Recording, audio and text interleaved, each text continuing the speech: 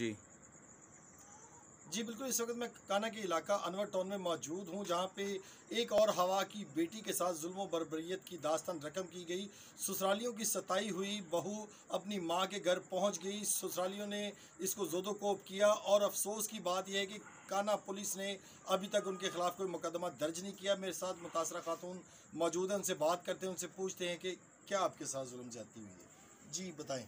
भाई इन्होंने मैंने मारिया कुटिया, इन्होंने मैंने घरों कढ़िया, इन्होंने मैंने कपड़े भी नहीं दिते। बुरखा बड़ी मुश्किल अपना ले आई, बड़ी मुश्किल लैके आई। मैं थाने नंगे पैरी आई, पुलिस वाले मेरा कुछ नहीं सुनते पे, ना मेरे अगले इंसाफ ही करन दा। मैनू आंदे जो कर सकदी कर ला, ठीक है।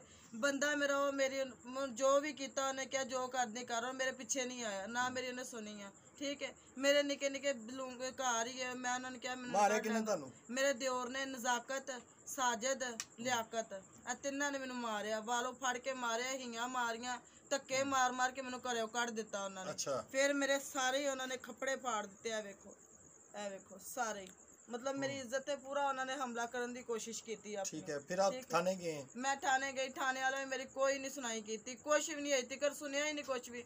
उन्होंने को पैसे खा लेने, उन्होंने बिठाया भी नहीं, उन्होंने कोई सुनाई नहीं की। मैनू कहते तू अपना मुकदमा लैके आसरा कर। मेरा मुकदमा काहदा पांदा जो मैंने कोई सट ही नहीं लगी, मैंने गुज्जियां उन्होंने सट्टां लाइया ने, मैं किहड़े पासे जावां। कोई मेरा इंसाफ नहीं करता, इत्थे कोई नहीं मेरी सुनता। मैं थाने रात दे 12 बजे 1 बजे कल्ली खापदी रही, किसी ने मेरी सुनाई नहीं की, किसी ने मेरा सुनिया नहीं। मैं अपने माँ प्यो के घर अक सड़ के दरखास्त दे के आई।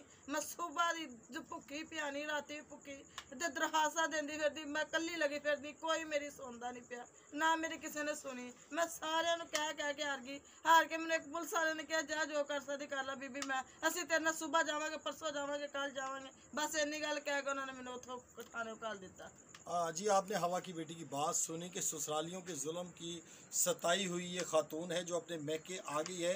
लेकिन अगर बात की जाए काना पुलिस के हवाले से, तो काना पुलिस ने रवायती करप्शन करते हुए एप्लीकेशन तो वसूल की, लेकिन उस पर अभी तक कोई अमल दरामद नहीं हो सका। जी